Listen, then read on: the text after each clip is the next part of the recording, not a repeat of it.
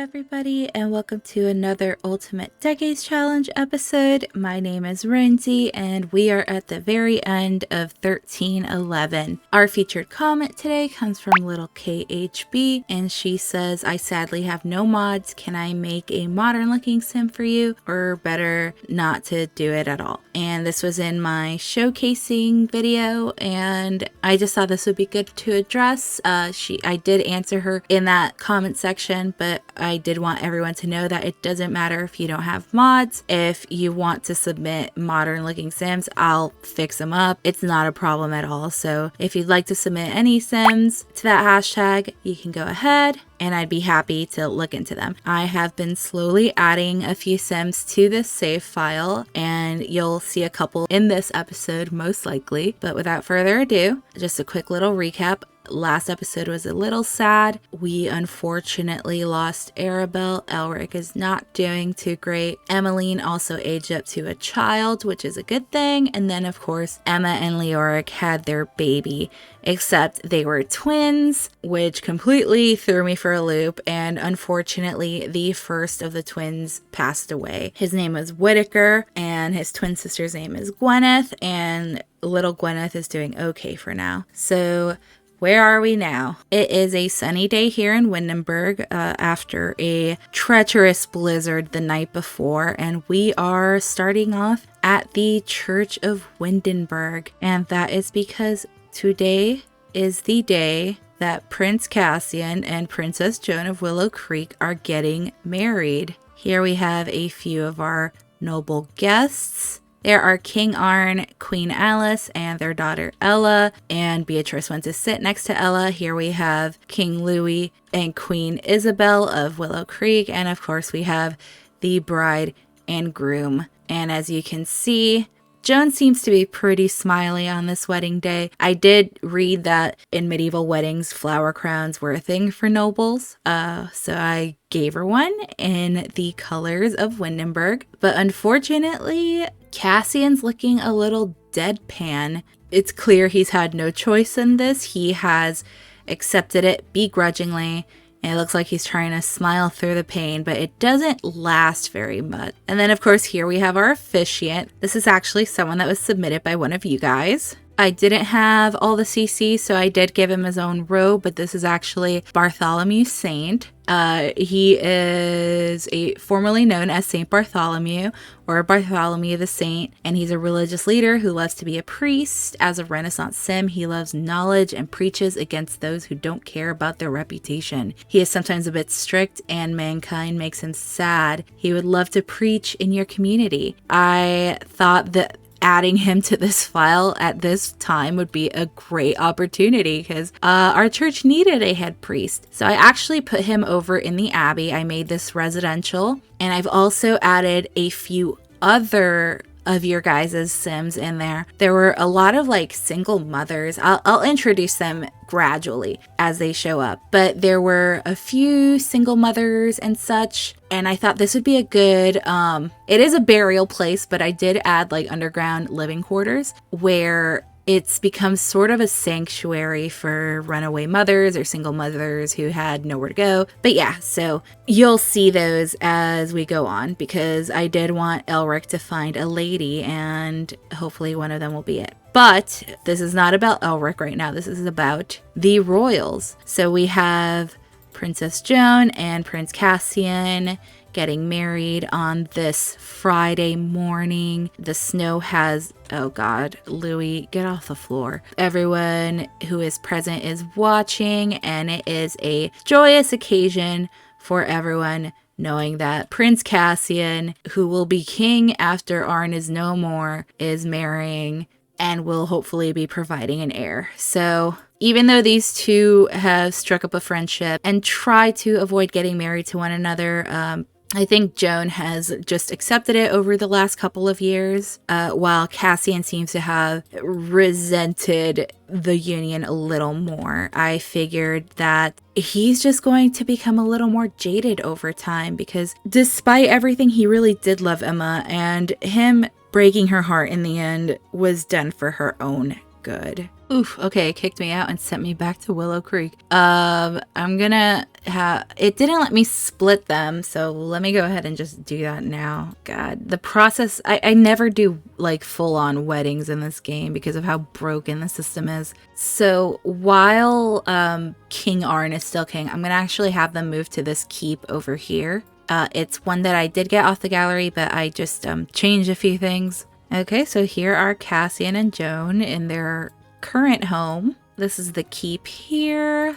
This is like a library thingy. They've got their rooms here, and I think yeah, the top floor has like sort of like a gaming room, a room with instruments, etc.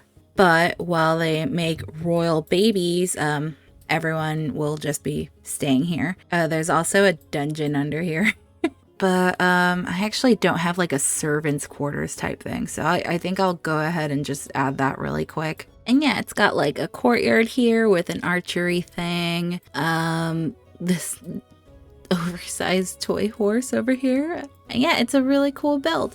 So it looks like Joan's pretty happy about being married at this time. I think she probably had a talk with her mother and learned to be content with it. You know, this is what she was essentially raised to do. She wasn't raised to be the heir. She's a political tool for an alliance. So I'm gonna go ahead and have them do their duty and consummate this marriage.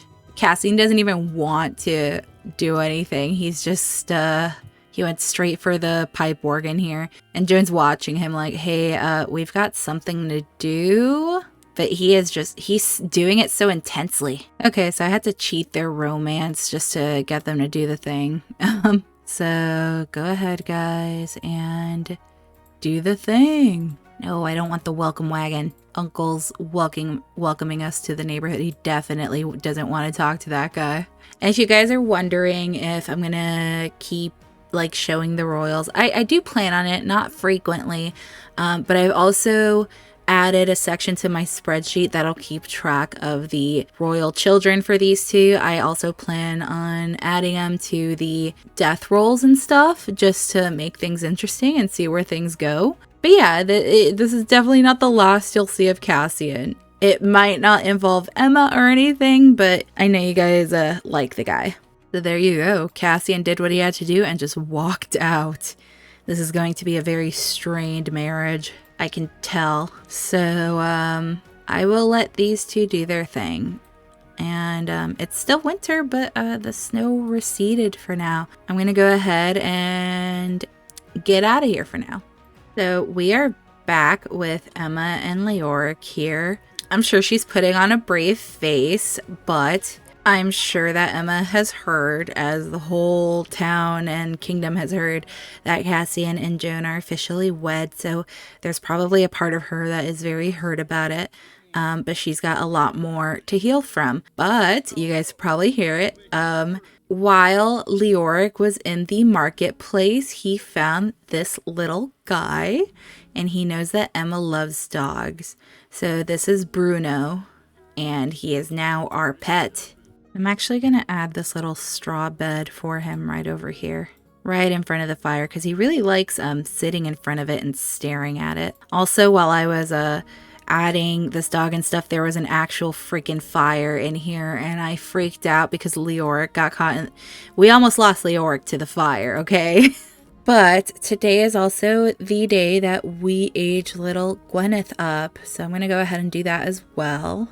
Okay, so Leoric, come age this baby up. Emma's just going to do a little sweepy sweep. Okay, and we've got a wiggly little Gwyneth. Okay, so here's baby Gwen. She's very adorable. Okay, so she's hungry. Why don't you feed her, Emma? And I'll have Leoric go give Bruno little pets. He really likes that fire. I feel like, since Gwen made it, I feel like she'd be really protective of her. And Gwen's sad about Whittaker. She's like, I felt that. That was my twin. Okay, go put the baby to bed, Emma. And just comfort her a bit and soothe her to sleep. Oh, bless you. Now that the baby's asleep, I'm just gonna have Leoric come over here and just give Emma a sweet little kiss on the cheek. Like, you're doing so great. And I feel like they haven't dropped the L bomb yet, honestly. We cannot get Leoric out of that fresh and frisky mood. And while the baby and Bruno are upstairs, they're just having a little moment to themselves. And I do feel like Leoric definitely loves Emma, but he just hasn't said it yet. I feel like there's like uncertainty on whether she fully feels the same. Like, they obviously love each other as friends, like they've developed that, but I feel like Emma just hasn't dropped the L bomb yet, and he's waiting for her to do it before he says anything. But for now, they're enjoying their marriage. Oh no, this table's weird. And with midnight here, it is officially 13:12. And while these two sleep, I'm gonna go check on Elric. So it is the next morning, and it has been almost 1 year since Arabelle passed away. And Elric has just not been doing super great. His beard grew out. He doesn't look bad. He actually looks a lot like his father. And it's just been him and little Dominic.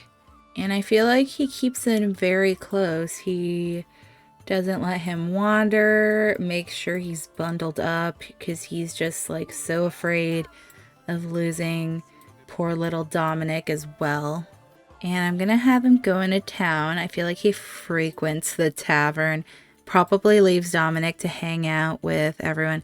Oh gosh, Dominic is gonna go look at the grave. Stop. No. But let's go into town. So we're at the tavern early morning. Oh my god. No, don't chat with Prince Dargor. Trader Jacques is working over here. So he's coming just to have a morning drink while Dominic is with Matilda and James on this very cold winter's day. And last episode really broke my dang heart. You know, he's been going through it. And this is actually another one of your guys' gallery sims. She's actually from Stios.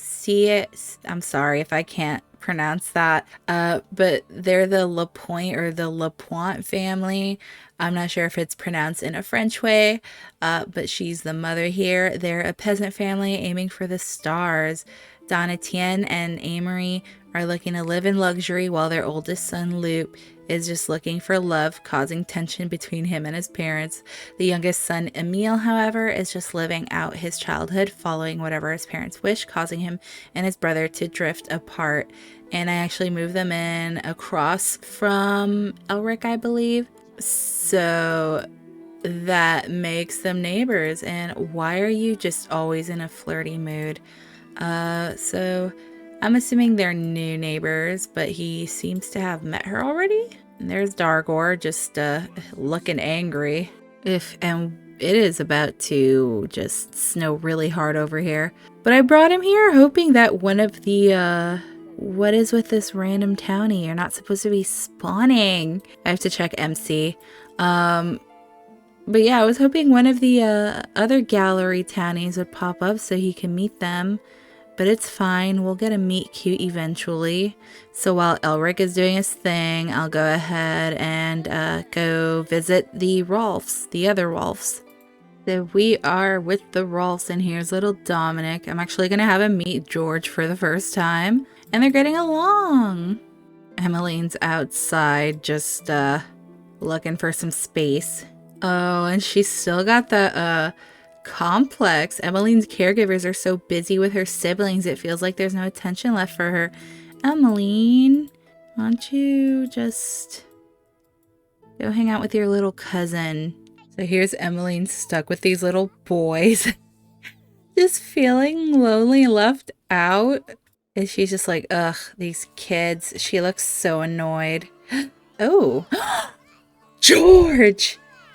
Dude, I can't believe he just kicked her. And he went for it. He did not hold back. Please calm down. Emmeline can't stand being around playful Sims. They're so annoying. Emmeline. The stressies. Emmeline usually respects the authority of her older family members and follows the rules, but the high expectations that come with such a good reputation can be very stressful at times. Oh, I can't believe that just happened, George. Mother, come tell your child to calm down. Oh my god, I dressed them pretty much the same. Ooh, James and George have a strict family dynamic, probably because you kicked your sister. Yes. And Emmeline's coming out here to take care of Curly. Even though it's snowing, she's probably like, you're the only one who understands me, Curly. You're my only friend here. Undrama with llama. Let's do that. She is just venting to the sheep. Why don't you come just talk to your parents? Tell your daughter, why do they have such a bad relationship? Praise effort and creativity growth. I feel like apologize? Why? What happened? Emmeline and Matilda have got like a strained relationship, but Emmeline and James are fantastic. Oh my gosh, Emmeline. Don't be mean to your mother. Ooh, she does not want to hear it. She's going to sleep on a log. No, why don't you just go sleep in your bed? Oh, what happened? Just your typical strained mother-daughter relationship, I guess. It's sad because it's got me thinking about Matilda and her mother. Emmeline, you know, Matilda's doing her best with all these kids, and Emmeline's just like, you don't give me any attention. She just feels left out. So Emmeline resents her mother for some reason. Georgie is kicking his siblings, and then we've got Maggie here like being fed but being like, how dare you hold me? So Matilda can't catch a freaking break here. She's like, do not hold me. Okay, put her back in there. Put her down. Maggie! Okay, Matilda, go put her to bed and then just go to sleep. It's a Sunday early morning, which means it's today's the day where Maggie's supposed to age up into a toddler. So let's just get this over with. So no 4, no 8. So Maggie becomes a toddler. Cool. Awesome. We're happy about that. And Margaret is... oh no, she's fussy. Just what we need. So Beatrice sent Margaret a gift. Okay, let's fix her up. Okay, so here's Maggie. Isn't she pretty? Alright, maybe she'll be the one to put George in his place since Emmeline couldn't. So there's little Maggie. Let's see how she's feeling. James, why don't you... Mom is still asleep. Why don't you potty train her? And it's Christmas. Okay. Why are you feeling hurt, Emmeline? What happened between you and your mother? Personal rich grudging after fight. My goodness. Emmeline feels wronged by Matilda, and being around Matilda will remind Emmeline of that pain. Awful compatibility. They have a strict dynamic. I don't understand. They have a bitter sentiment. I need to fix this somehow. Thankful. I don't want Matilda to take after her mother. Let's share the Christmas spirit. It is Christmas. Try to apologize to her for whatever. You gotta own up and think maybe it was your fault, Matilda. Ooh, Emmeline is not. Oh god, she does not. Nope. Part of me is afraid that I won't be able to fix this. How are the other kids and Matilda are just fine, but I don't know, Emmeline. You know, firstborn daughters have it rough. I will say that. Oh no, destructive quirk. Margaret is kind of a destructive toddler. Call George a troll. No, let's not get kicked again. Okay, let's go to church for this holiday. Let's assume the kids are all coming. So Emmeline and Margaret are jokesters. At least she has a good relationship with one sibling. I'm gonna have the family come over for Christmas, and I'm gonna have Matilda make dinner. And let's make a roasted pheasant. So here's Leoric. Let's say hi. Let's share the Christmas spirit with him. Florian came over too. Be thankful. Dominic and Elric are here as well. Ooh, why is Leoric angry? Oh no, he's okay now.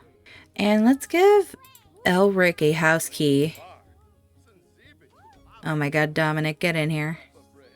Oh no, Margaret, no. Margaret.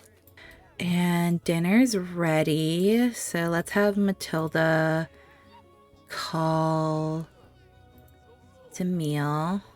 There's Emma saying hi, but also stop. I'm just gonna have Matilda express disappointment for making a mess. And Emmeline, come clean this up. And then come grab some pheasant. Leoric, come eat as well. Even though you're not hungry. Let's move this. Let's pretend you're hungry. So I think this is the first time we've had the family all together since Elric's wedding, maybe. She has a better she's gonna ask Emma for advice. She has a better relationship with her aunt than her own mother. Looks like Elric came out here. James, why don't you? Dominic's just wandering around too. Deep conversation with your brother. See how he's doing. So it looks like James just pulled Elric aside to check on him, see how he's doing. Probably apologizing for not coming by. With all the kids and trying to keep up with the family, I'm sure it's just been difficult. And I'm sure that Elric understands, but... Okay, and Matilda's pregnant. Oh gosh. So we got another baby on the way to add to this chaotic mess. Where's Dominic? This kid keeps disappearing. Dominic's like, I should really get going now. Okay. Florian's heading out as well. Elric's also leaving. Good, because your child is on his way out. Okay, so everyone's heading out. We had a pretty good Christmas. And it looks like Emmeline and Matilda's relationship went up ever so slightly. I'm gonna have Matilda tell James that they're gonna have a baby. Alright. Announce news of pregnancy. You've got another on the way. Emily, why don't you just clean up a bit? So James is pretty happy. James and his partner going to have a child. Lots of responsibilities involved, but they'll figure it out. Yeah, they've got so many. Oh, looks like Emma's over here. Checking out her old room. Oh. They've always been so close. I love it. Emma's probably like, oh, I remember when I helped bring you into this world and I was still a young girl myself. And now you're becoming a little lady. It's so precious. Be thankful for Aunt Emma. Okay. Matilda, why don't you make some onion soup on this cold morning? And Matilda's kind of neutral about having a child after having so many. I don't blame her. It's not rebate day. We're not going to do that. Okay. We've got another terrible child here. Why don't you come eat some of this soup? Emily, why don't you talk to your mother? Oh my god, these two cannot get along. It makes me so sad. Ooh, she's taking her food to eat elsewhere too. Or she said, I'm gonna sit at this end of the table so that I'm further away from you. Oh god, I need to separate these two because this is not going well. Georgie is filthy. Go bathe him. Go bathe him before he kicks Margaret. And it's the next day and it's still snowy, looks like. Let's have Emmeline go clean this coop and collect some eggs. Curly is not feeling so great, so let's feed him. Matilda's saying, I'm glad you don't think my llama jokes are getting old to George. She's like, well, thank you for not hating me because your sister does. We're not in hating territory just yet, but it is just not good. Yeah, it looks like Matilda and George have happier sentiments. This is just so unfortunate. So Emmeline's over here making a little snow angel. Just minding her own business, wanting to stay away from her poor mother. And why don't you practice some archery for funsies? I feel like James would have definitely taught her that. He's like, I want my daughter to be a badass and to know how to defend herself if people act up, and that'll get her motor up. That's good. Emmeline's just been on a cleaning frenzy around the place. She's trying to stay distracted so that Matilda doesn't talk to her because of whatever rift she has with her mother that I have no clue about. Looks like she wants to learn how to read, but the only person in this house who knows how to read is Matilda. Oh, God, George. George. Of the jungle. Tell him to stop it. Oh, God. There's Margaret being Margaret. Ooh, and it looks like James got a promotion to carpenter. Oh, there goes Matilda and Margaret with a strict dynamic. James has been promoted to carpenter. He'll now make an additional $10 per hour for a grand total of $20 per hour. Very cool. All right, let's go check on Elric. Okay, so we've got Elric at the Marketplace Tavern. He actually came with Dominic, who's sleeping upstairs in one of the tavern rooms. But it looks like Sister Euphemia, who stays over at the Abbey, came with a few of the girls that stay there for refuge. And these were all gallery girls, so I'll introduce them. Here we have Mary Beth. Here we have Miriam and Orlaith. I'm sorry if I mispronounced that. So for Mary Beth, this is from Kimu. Thank you. They say they're a big fan, loving the challenge, been here since day one. Thanks again. Anyway, I was thinking Mary Beth could be a peasant that wants to be married or dating, etc., because she's been raising her daughter alone ever since her husband fell ill and passed away. So it looks like she and Elric have that in common. They unfortunately lost their spouses. And since she really had nowhere to go after, I assume she's been staying at the Abbey with her daughter. I didn't have all the CC, obviously, but we made it work here.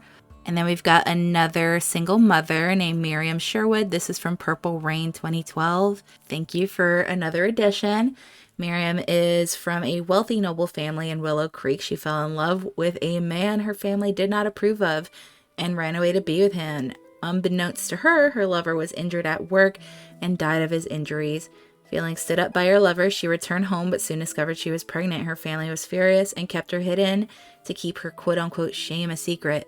Once her daughter Talia was old enough to travel, the two escaped to start a new quiet life together. So this is a Willow Creek resident, so that would make her French, essentially. And then finally we have Orlaith. Oh, I'm so sorry.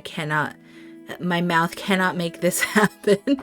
Orlaith O'Brien from Eugen, and it says, fleeing from a deadly plague ravaging her homeland and having already lost both of her parents and 3 siblings, Orlaith and her youngest brother Brocken, the last living heir to her line, stowed away in a cargo ship bound to Windenburg. Hidden in the dank and dark, with little food and no sunlight, the siblings withered away over the course of an entire month. By the time they reached their new homes, Brocken had passed, leaving Orlaith all alone for the first time in her life, which is just sad. And I did age her up to a young adult as well.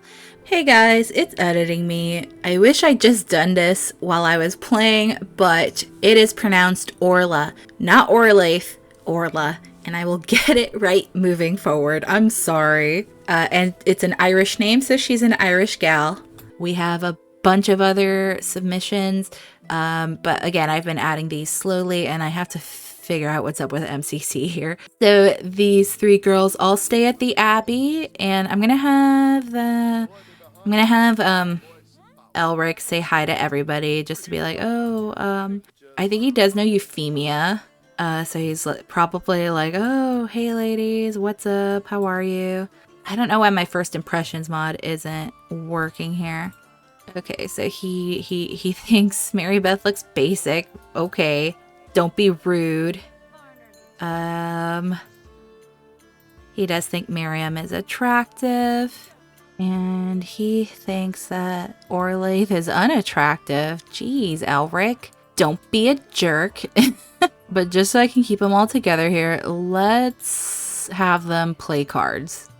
And it looks like Mary Beth actually thinks he's very attractive, even though he thinks she looks basic. But here's Elric, you know, he's been a little low in spirits, but he's being his usual funny self around these ladies, just like ladies, playing this card game, just enjoying himself. And Orlaith is the only one that isn't a parent, but she did take care of her brother while they were stowed away in that ship.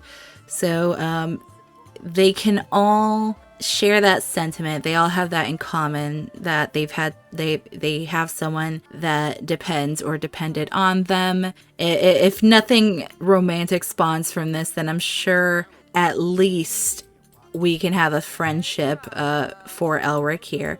But all these ladies are very pretty. I'll see how he gets to know them on an individual level as we move on. And then I would love your guys' input, but these are the three that kind of stood out for now. It looks like the other ladies walked out, but he's stayed talking to Mary Beth, who is also a mother. Let me remove control here. And it looks like they're having a really nice conversation here. Okay, yeah, it looks like she was crying, so he probably told her about what happened with Arabelle and his poor wife. But yeah, we've got a bunch of random dogs just hanging out. This is also where Leoric found Bruno.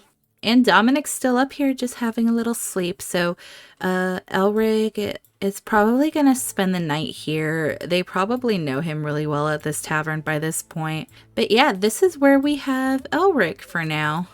And I think this is where I'm going to leave this episode for now. It was a pretty easygoing episode. Nothing too major happened aside from the wedding at the beginning. So yeah, Cassian got married. Emma wasn't a fan, but she's powering through it. We had a nice Christmas episode. Margaret grew up into a toddler, and she is also a nightmare, it seems. And unfortunately, Emmeline and Matilda have a not so great relationship, which I'm worried about. It's like Matilda and Beatrice all over again.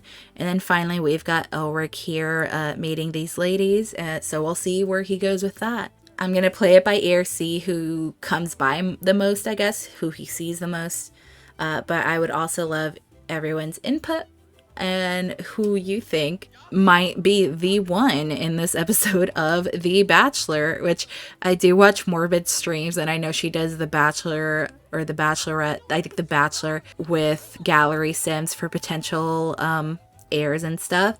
So yeah, I'm not gonna go by looks because looks aren't everything.